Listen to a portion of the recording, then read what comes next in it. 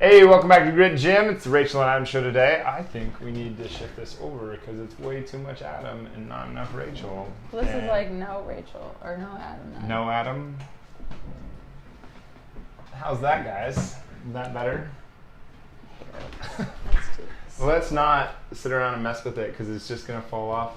Okay, then. There we go. All right, now that we're all set up, welcome back. It's Tuesday. What are we in? July 17th? I don't know actually. Tuesday, July 17th. We're going with that one. If it's not, you guys can correct us. But welcome back to the Adam and Rachel show. It's like funky shirt day on Tuesday now. Like last time I wore my face, basically, on the shirt. It's Ron Swanson. It says bacon and eggs at the bottom. If you guys are fans of Parks and Rec, which I am a huge, I think it's the greatest show ever made. I mean, possibly. Better than I think you Smallville. just like Ron Swanson. I do like Ron Swanson. I do. But I also like April Ludgate a lot. Oh yeah, she's good too. She's great. She's not just good. I like her. She is not just good. And today, it's kind of funny because I used to compare you to April Ludgate a lot. Somebody told me. Did I tell you that? No. I was serving them at the Vine. This is 5 years ago. So it was possibly before you. And someone goes, do you know who Aubrey Plaza is? And I was like, no. I had to look her up. You look exactly like her, which I don't. Is that April I don't Ludgate? think. Is that who plays her? Aubrey Plaza. Yeah. I don't know. It just doesn't. I don't know. I always think April Plaza. April Ludgate. Aubrey Plaza. That's her real name in real life. Anyway, I think that show is absolutely fantastic. If you guys haven't watched the show, you should pop on there. Ron Swanson's the man. Yeah, he's pretty cool. Fish, spoiled only. It's practically a vegetable. Yeah. What are we talking about today? Well, do you have anything to say first? You mean this Saturday? Any announcements? Maybe you have an announcement. I don't have any announcements. I think you do have an announcement because you know what I should have announced at the beginning. I think you forgot to mention the floating trip on Saturday. So reluctant to say it. Yeah, float trip. So you have to bring your own flotation device, and so canoe, kayak, paddleboard. I don't think that you want an inner tube, but I know that at least one person is bringing an inner tube. Yeah, Tori's doing an inner tube. But anyway, float trip. We're starting at Hills Access at 10. We're going to meet there at 10:30 a.m. and then we're going to get the transportation thing all worked out. And then so we'll take off and we'll float for about 2 hours. It takes about 2 hours to get from point A to point B. We're going to stop on a sandbar about halfway, eat, drink, do that whole thing. And then we're going to take out. Everybody's going to drive back, and it's going to be a really good time. We're actually going to go camping on Friday night. At Hills Access. So if anybody wants to join us, you're up to join. Come to our fire anytime. Yeah. Right. That should be fun. So that's going on this Saturday. I'm Hopefully the weather's super nice. excited I think about. it is. I think I looked it up. It's going to be almost perfect weather for floating. It's perfect. And the water's high enough so you're not scraping your butt on the bottom. Yeah, that sucked that one time when the water was super low and it was super cold and you were like, I don't want to get out. And I was like, fine. And so I was dragging her the whole way because the fin was catching the entire trip. But anyway, the reason the path that I was going down with the what's her name, Aubrey Plaza, April Ludgate thing was the comparison between, because that's what we're talking about, right? I forgot what we were talking about until you got we're talking about comparisons. Not the need, but I guess the tendency for people to compare themselves to others. And I think this is probably a lot more prominent now that we have social media. So, we just thought that we should kind of break it down and shed some light on it and see what we think.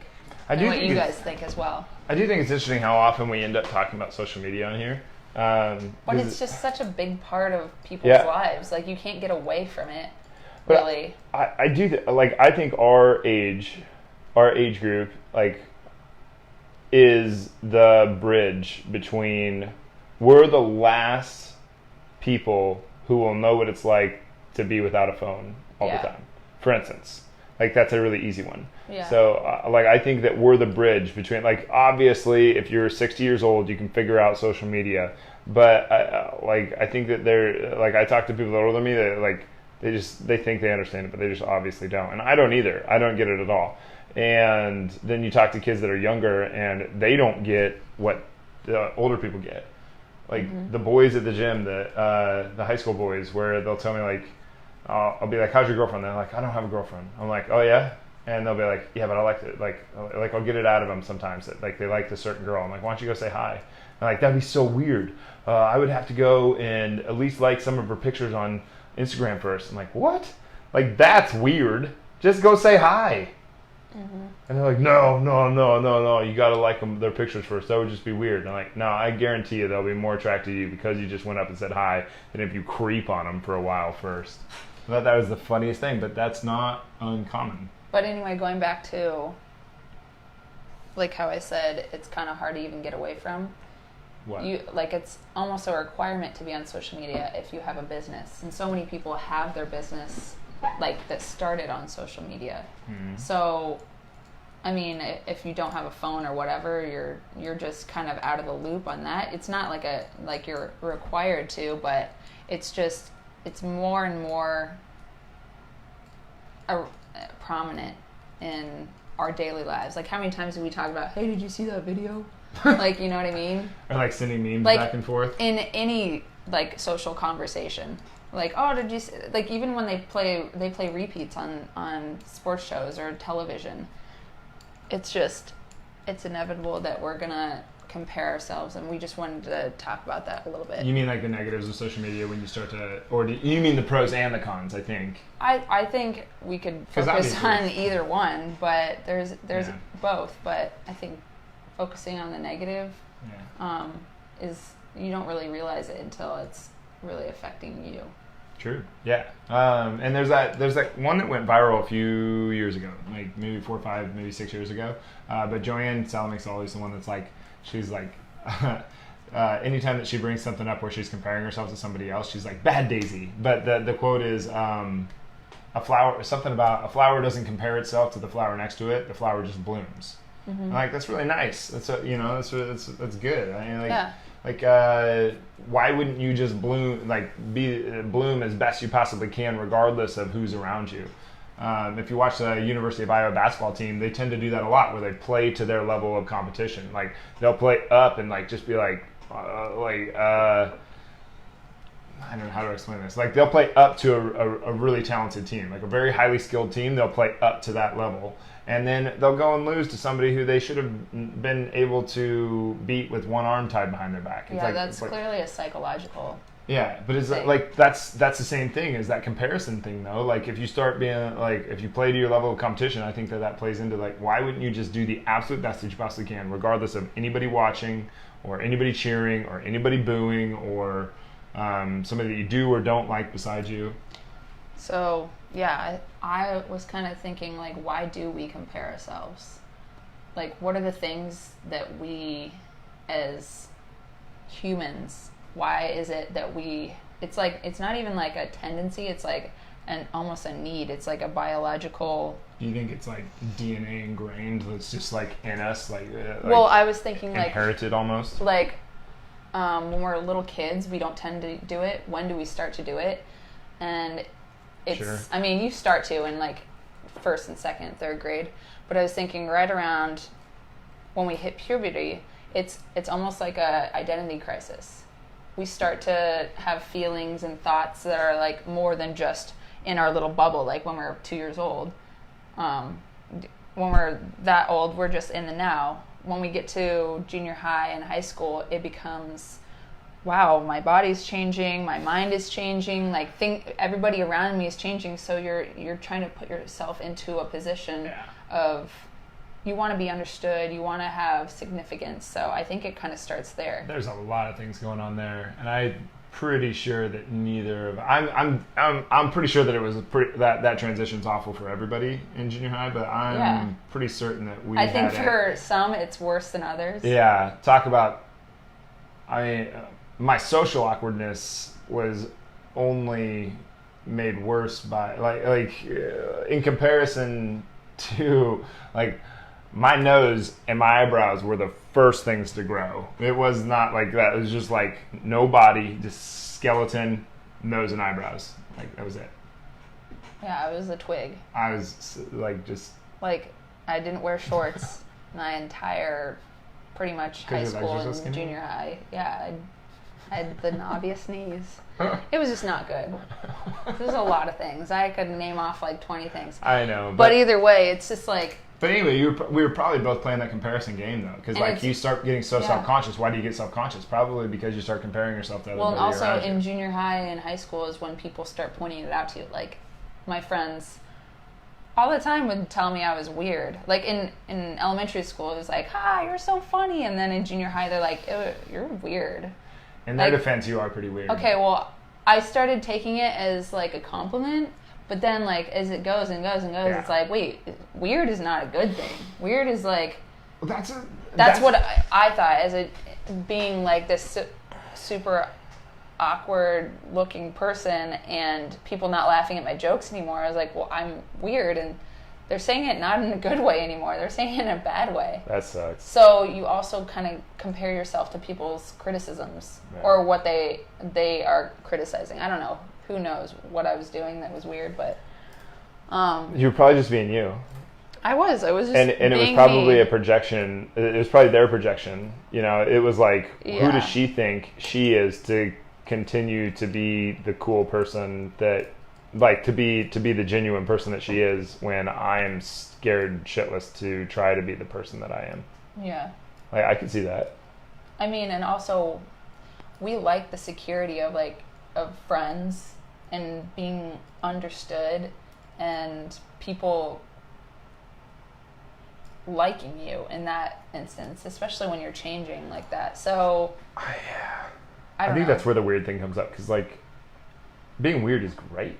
It is. We know that now. We like if we were to see like a little kid that's like super, I don't know, introvert, but has all these amazing qualities that we know you'll grow up and learn to love. We just want to put ourselves in that position and be like, or sit down on that person's level, this little junior high person, and say like, this is good. This is what you will learn to love about yourself. Oh my God, you can't tell that to a junior high kid. I know, but... I mean, you want to, like, you understand it, but I've tried telling that to a lot of the junior high kids that I used to work with. They just don't know until they know. You don't know. You don't know. And I'm like, oh my God, kid, if you only knew.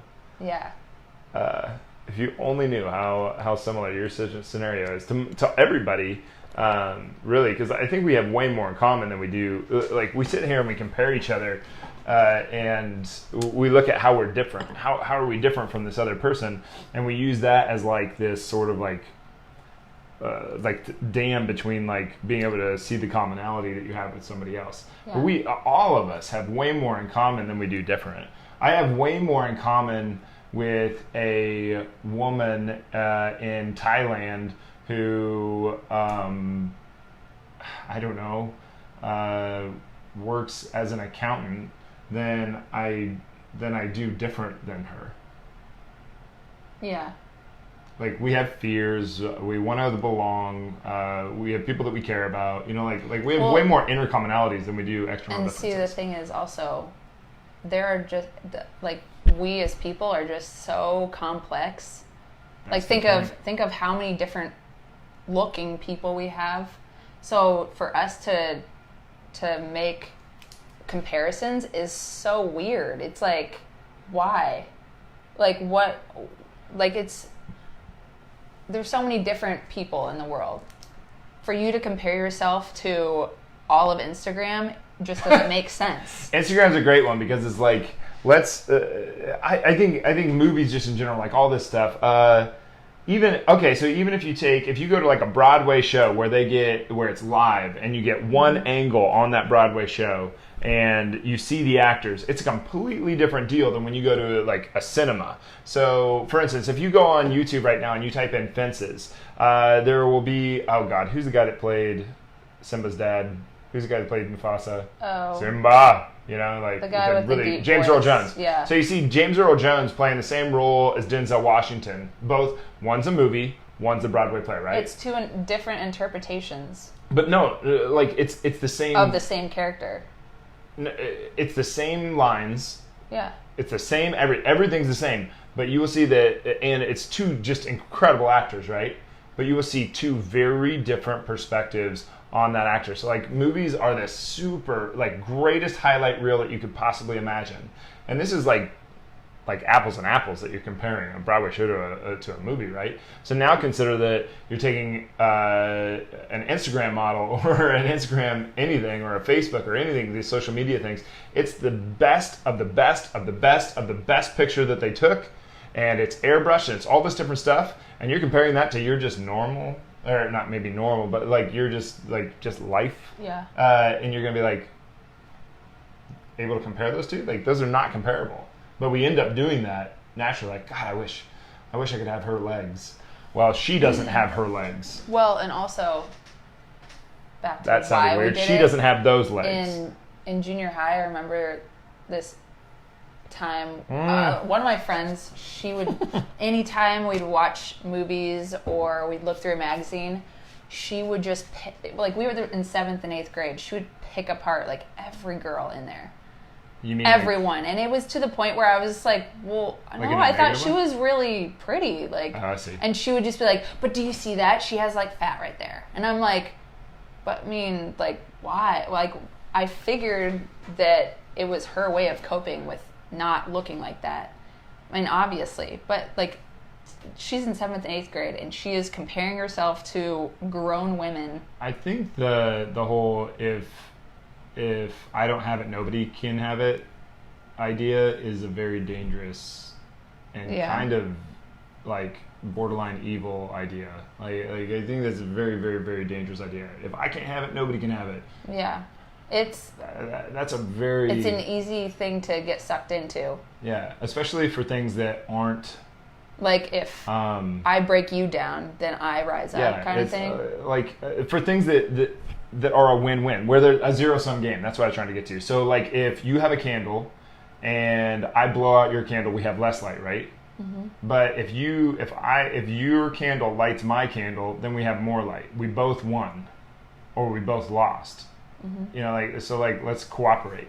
Where so that's not a competitive, and that's a non-zero-sum game. Whereas a zero-sum game is like somebody wins and somebody loses.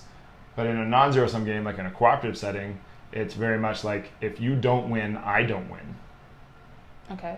You know what I'm saying? So that's I see a lot of that. Like, there's no point in pointing out somebody else's flaws. It doesn't make you any prettier. Right. Yeah. Or feel any prettier. Mm-hmm. I guess to a 7th and 8th grader, it might. But I hope that she grew to realize like her putting people down didn't make her feel any better. Yeah, and it's easy to do. Like in the long run, I almost did it this morning about that chiropractor. Like chiropractors, like kind of sometimes it just drives me nuts. It's just like I'm playing a silly game there, but like sometimes it's just like no,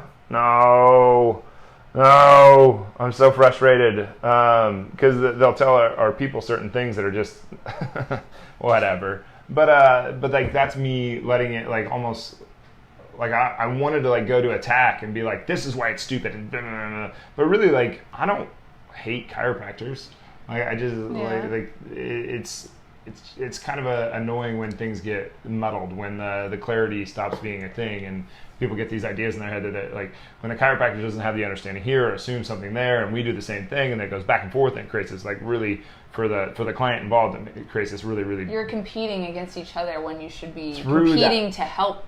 Cooperating to help that person, cooperating. And it ends up like really becoming a really negative deal for the client. Well, that's what this comparison does. It robs you of the joy of whatever you're doing, because you're like, if you did your absolute best, and you sit there and you mope and you complain and you compare to what somebody else did, then you're not like enjoying the moment for that. Like, you can't be in the moment. You can't be present. Where are you? Celebrating your own win. You won because you just did your very best. Like you might want to get to be the best, but like in that moment, if you did your very, very best, then you can kind of build on that, I guess. Yeah, you can use well, we lose our creativity and our authenticity, but like the thing that we realized, like when we were little, we didn't really realize that being authentic was like the most rewarding part about it. Being like everybody else is what we wanted to be, just so that we could fit in, but being authentic and real and ourselves is what is most satisfying. Yeah. We don't want people to love it impedes the actual connection. For how we don't want people to love us for how we present ourselves. We want them to love us for ourselves. Yeah, for your genuine self. For our genuine self. Because like, how could someone, if you're always fake, how could someone, like we all have this sense of wanting to belong, right? Like all of us. So if you, I'm trying to think how to say this. So if you put this wall up that's not your genuine self, then you impede anybody from ever getting to know you. Ipso facto, you end up not being able to belong with anybody. Yeah. Because you were never real.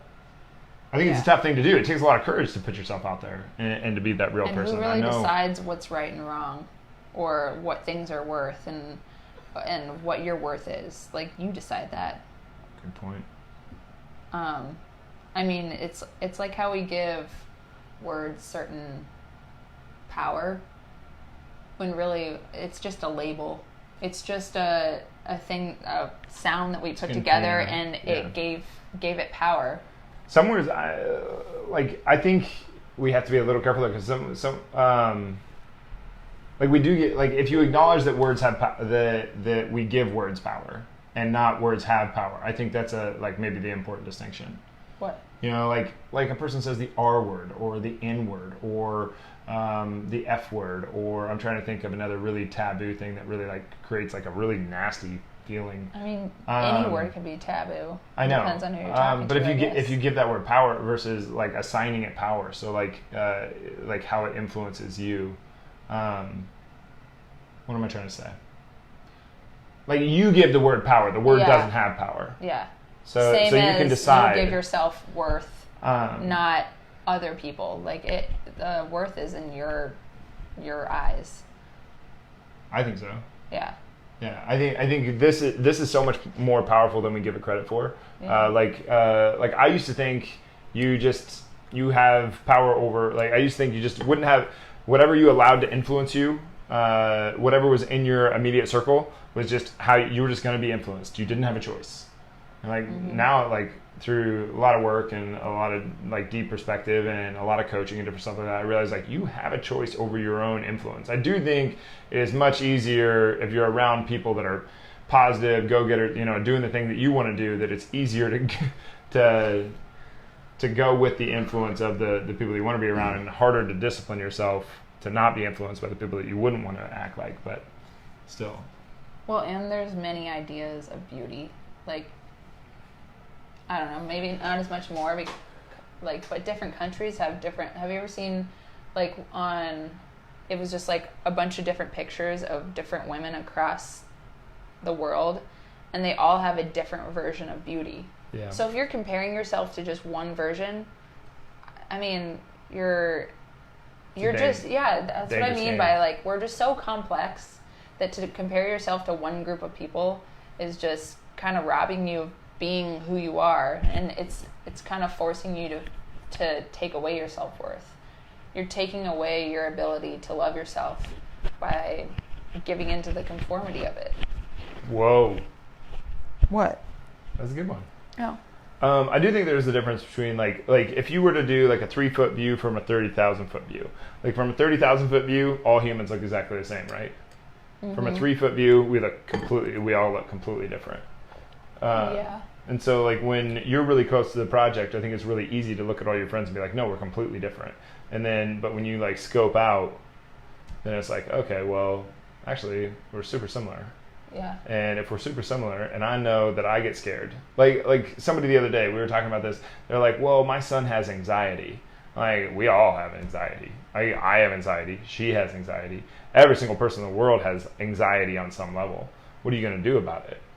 Like, are you going to succumb to the anxiety, or are you going to have the courage to press through and push on? Because everybody's got it. And when you're the most scared, everybody else looks like they have their shit together. But really, everybody's playing that same game. Everybody is, maybe, you might be more scared than everybody else, but like it's all on this sliding scale. But like, you get 10 people in a room, every one of them is scared on some level. One might have practiced being in a room with 10 other people more often than you, so they're a little bit more courageous. But everybody's scared. Well, you have to be your own biggest cheerleader. You can't just like be your biggest naysayer, because it's so easy to just wallow in that. Play the victim. Well, yeah. I think that's what you're doing. Like, when you're negatively comparing yourself to other people, I think that's what you're doing. Exactly. You're playing the victim. You're like, oh, poor me, I don't have that model's legs. Oh, poor me, I don't have that model's abs. Oh, poor me, I don't have this. And so, like, then people put that model down to try to build themselves up, but it still is there. You didn't go up. You actually placed yourself below that person. That's what jealousy does. So, like, if someone says, I hate Adam Reese. Well, so I've heard this one before. You just think you're better than everybody. I'm like, I don't think I'm better than you. Is it what I used to think? Now I'm just like, well, why are you putting yourself below me? Like, if you think that I'm better than you and you're putting me up here, you're like, and I'm still right here, you actually put yourself below me. So why are you putting me on this pedestal?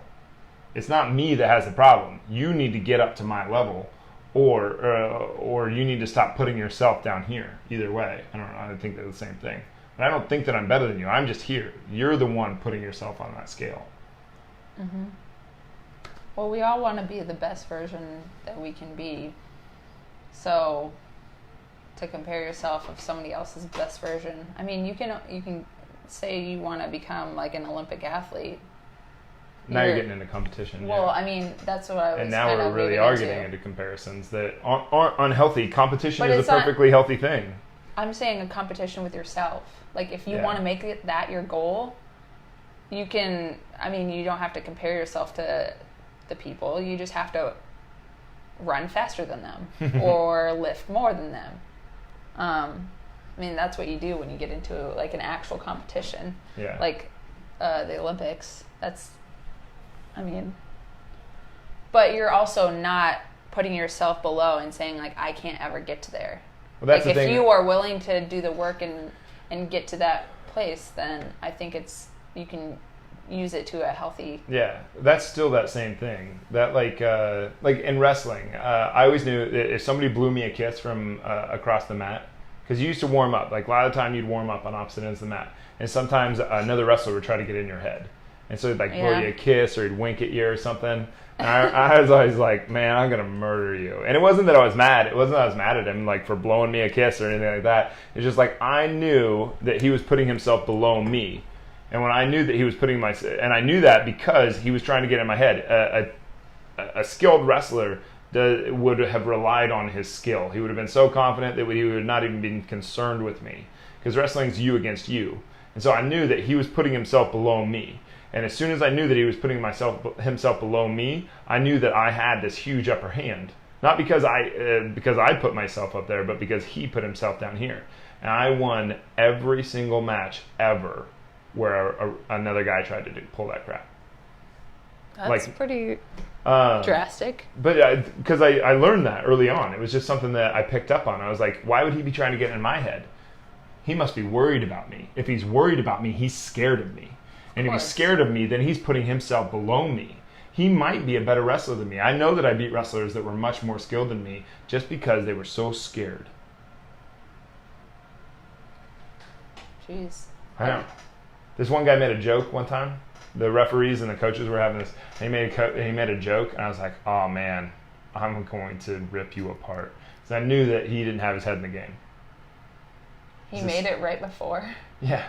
Well, there was like a delay. There was a delay, like something was wrong with the clock or something like that, and we were kind of just standing there. I was kind of like just staying loose, staying warm, and he said something. I don't remember what it was. He didn't have his head in the game. I remember looking at it and just being like, huh.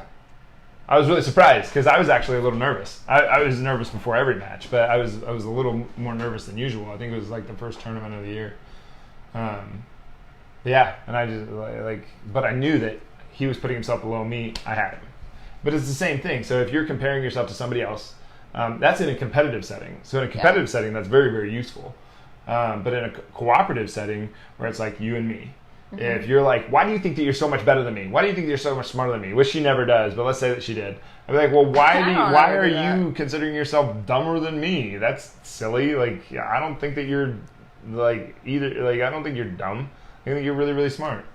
Do you get what I'm saying? Yeah, I get like that would be that would be a project. That would be you putting yourself below me and then projecting out because of it. Yeah, when it deters from the end goal, like especially when you're comparing yourself in a relationship, that's when it gets really, really bad because then you're not doing it as a team. You're competing against each other. Yeah, the comparison thing is not going to win in that scenario. There's a big difference between going to war together and going to war against each other.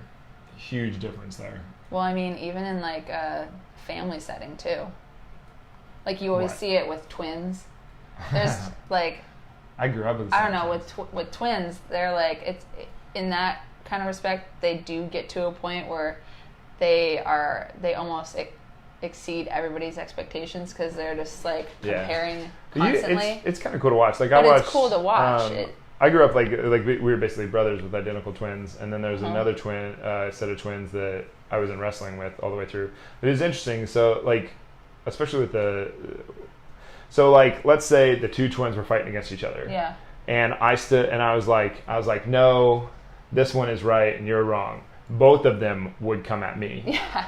Like it went from head on between the two of them to both of them just being like in an instant.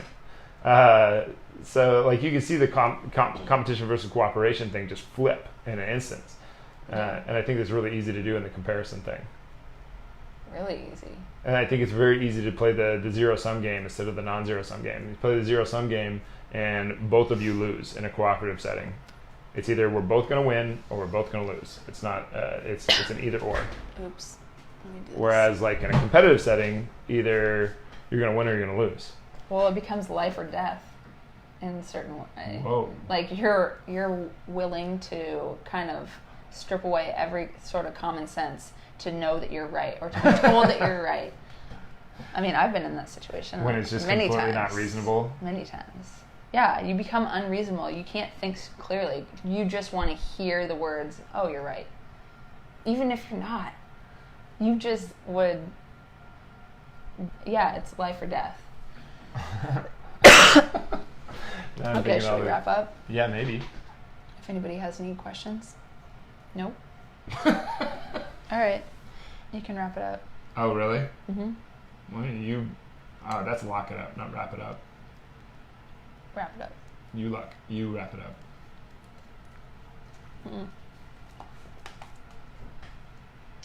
Do it. Anyway, so what was the last thing?